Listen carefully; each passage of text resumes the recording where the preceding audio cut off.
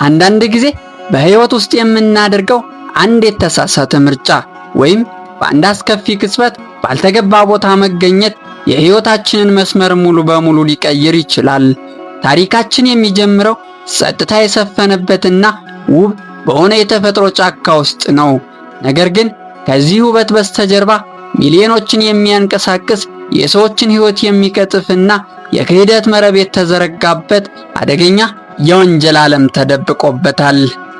በዚህ ስፍራ ላይ ተግ፣ ቼክ፣ ጄይ እና ሚስቱ አርለኒ እንዲሁም ጓደኛቸው ኢቫ በጫካ ውስጥ ዘና ብለው ማርጋሪታ እየጠጡና እየተዝናኑ ባሉበት ወቅት ነው። አብሯቸው የነበረውና የሎስ አንጀለስ ፖሊስ መኮንን የሆነው ቼክ ግን ከመዝናናቱ በስተጀርባ የፖሊስ ጥርጣሬና ንቃትም ይታይበታል። በዚህ ሰዓት ጥቂት ርቀት ላይ በጫካው ውስጥ አደገኛ የሆነ የእጽ ዝውውር ስምምነት እየተካሄደ ነበር። ብራያን ናታንሰን የተባለ ነጋዴ ከታዋቂው የእጽ አደራጅ ጋርሺያ ሰዎች ጋር ትልቅ የኮኬን ግዢ ለመፈጸም ተገናኝቷል።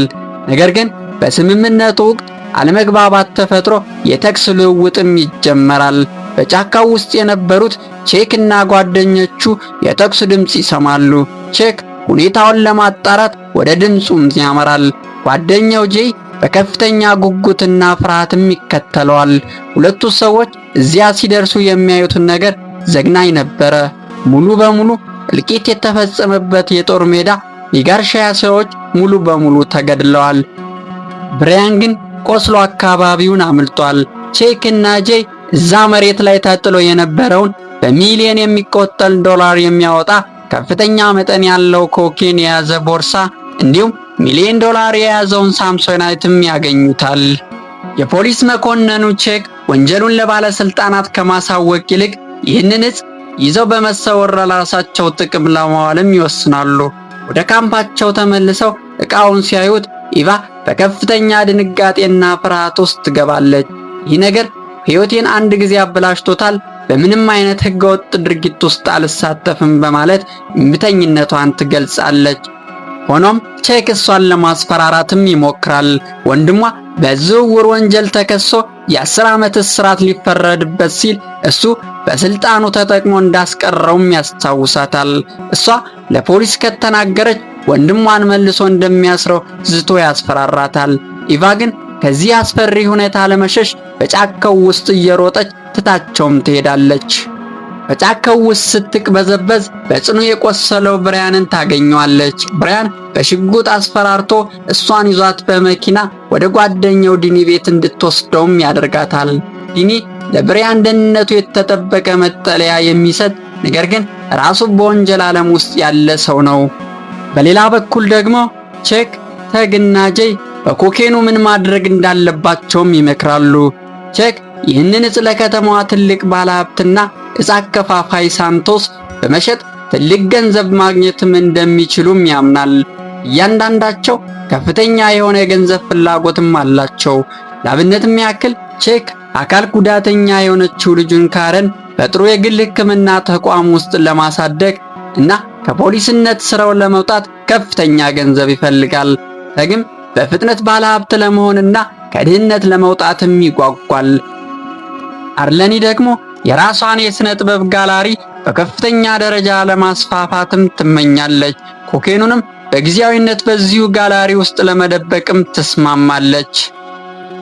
በዚህ ወቅት የእጹ ባለቤት የሆነው አደገኛው ጋርሺያ በጫካው ውስጥ በተደረገው ስምምነት ዕቃውም ሆነ ገንዘቡ በመጥፋቱ ከፍተኛ ቁጣ ውስጥ ነው።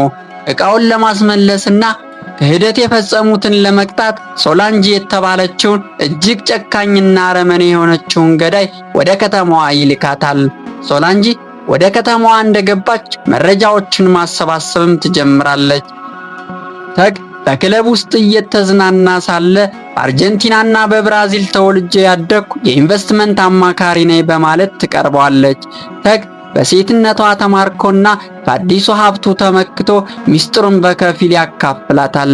እንዲያውም አርለኒ በምታዘጋጀው የሥነ ጥበብ ኤግዚቢሽን ላይ አብራት እንድትሄድም ይጋብዛል። ኤግዚቢሽኑ ላይም ሶላንጂ የቼክን የጄይንና የአርለኒን ማንነት ታጠናለች። ተግ ያደረገው ስህተት ግን የመጨረሻው ሆነ። ሶላንጂ ከፓርቲው በኋላ ተግን በቁጥጥሯ ስር አውላ የኮኬኑ መደበቂያ ቦታ እንዲገልጽ ክፉኛ ካሰቃየችው በኋላ የኮሎምቢያ የአንገት ጌጥ በሚባል ዘግናኝ ወንጀለኞች አገዳደል ዘዴ ጉሮሮን ሰንጥቃ ትገድለዋለች። በቀጣዩ ቀን የተግ አስክሬንም ይገኛል። የቼክ የቅርብ አለቃ የሆነው በርናንዲ ተግ ከቼክ ጋር በተደጋጋሚ በስልክ ይገናኝ እንደነበረ በኮምፒውተር መረጃዎች ላይ ደርሶበት ቼክን በመጠርጠር ይጀምራል። ቼክ ግን ጉዳዩን ደብቆ ከሳንቶስ ጋር ያለውን ስምምነት ለመጨረስም ይጣደፋል። በብሪያን መጠለያ ቤት የነበረችው ኤቫ ወንድሟ እንደተገደለ ስትሰማ በከፍተኛ ሐዘን ውስጥ ትወድቃለች። ብሪያን ግን ከሶላን ጋር ጥቃት ለመዳን ዕቃውን መመለስ እንዳለበትም ያውቃልና ኤቫ ዕቃውን የት እንዳለ ለብሪያን ትነግረዋለች።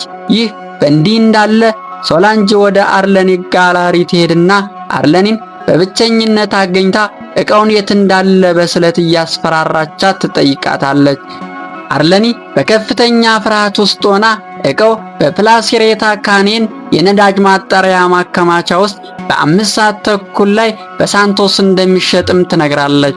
ሶላንጅ መረጃውን ካገኘች በኋላ አርሌንን በጭካኔ በጥይት መታ ትገድላታለች።